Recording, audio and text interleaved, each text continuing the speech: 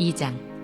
레위 가족 중 한 사람이 가서 레위 여자에게 장가들어 그 여자가 임신하여 아들을 낳으니 그가 잘생긴 것을 보고 석 달 동안 그를 숨겼으나 더 숨길 수 없게 되매 그를 위하여 갈대 상자를 가져다가 역청과 나무 진을 칠하고 아기를 거기 담아 나일강과 갈대 사이에 두고 그의 누이가 어떻게 되는지를 알려고 멀리 섰더니 바로의 딸이 목욕하러 나일강으로 내려오고 시녀들은 나일강가를 거닐 때에 그가 갈대 사이의 상자를 보고 시녀를 보내어 가져다가 열고 그 아기를 보니 아기가 우는지라.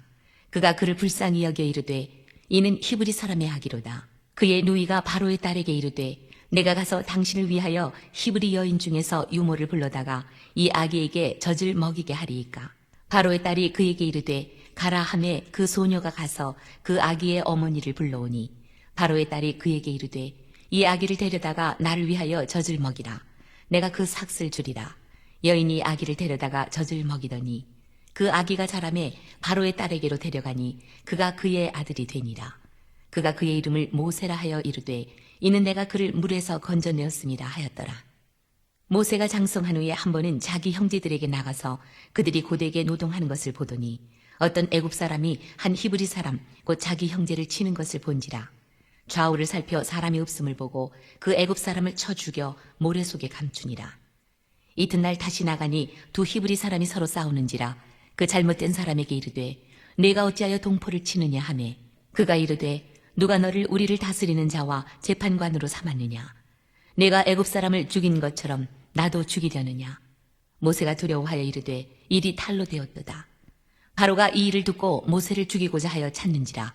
모세가 바로의 낯을 피하여 미디안 땅에 머물며 하루는 우물 곁에 앉았더라.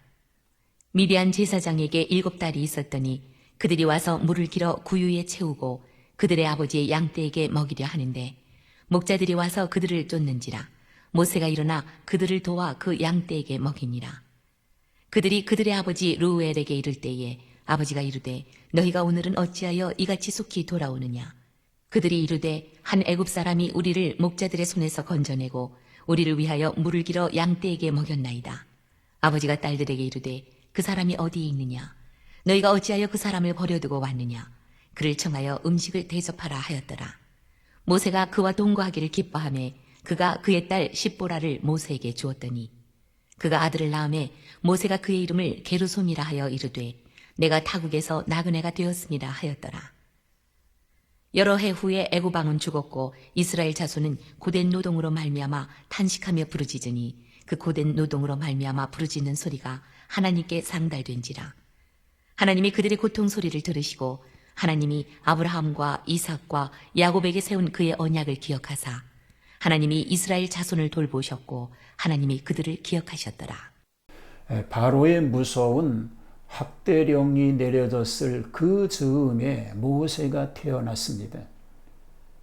레위 족속 중 한 사람 아므람이 레위 여자 요게벳에게 장가들어 아들을 낳았는데 그가 곧 모세입니다. 모세의 출생을 소개하는 출애굽기 2장입니다. 모세의 출생과 성장의 모습을 소개합니다.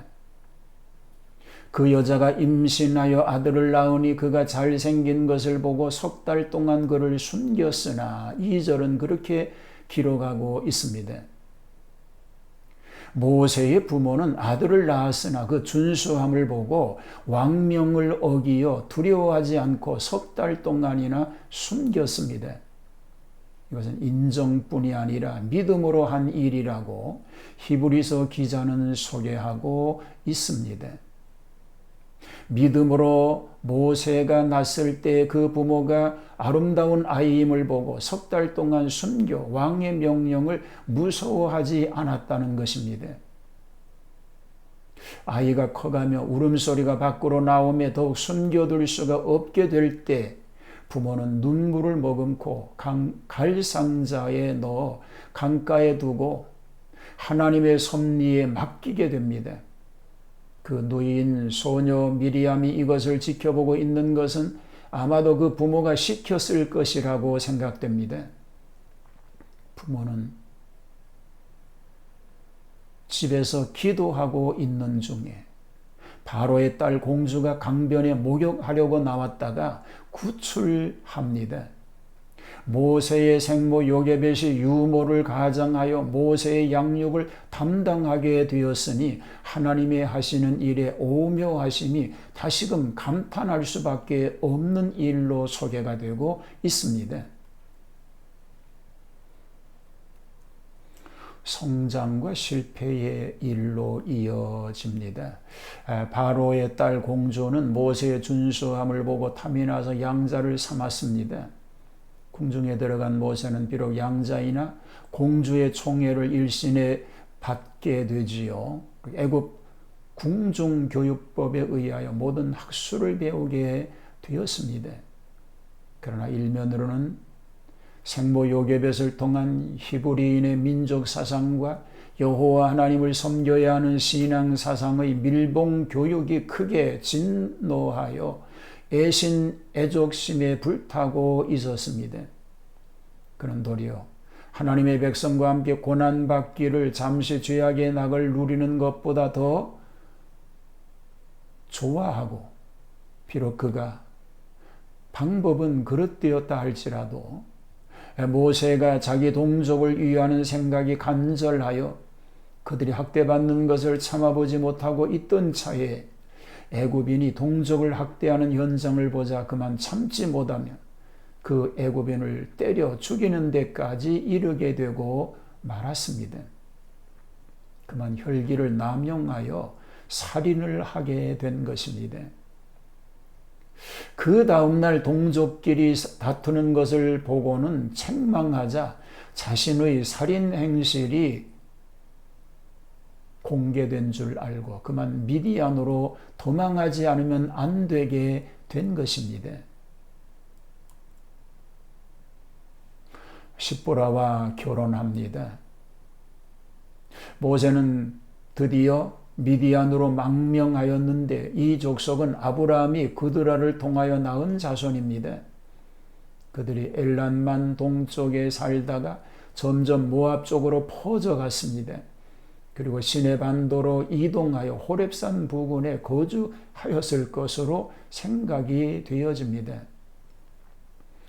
모세는 이곳에서 미디안 제사장 루엘의 딸 십보라가 양치는 것을 돕다가 인연이 되어 아내로 맡게 되었습니다. 결혼하여 두 아들을 얻었는데 그들의 이름은 게르솜이나 그 뜻은 내가 타국에서 나그네 되었음이라고 함입니다.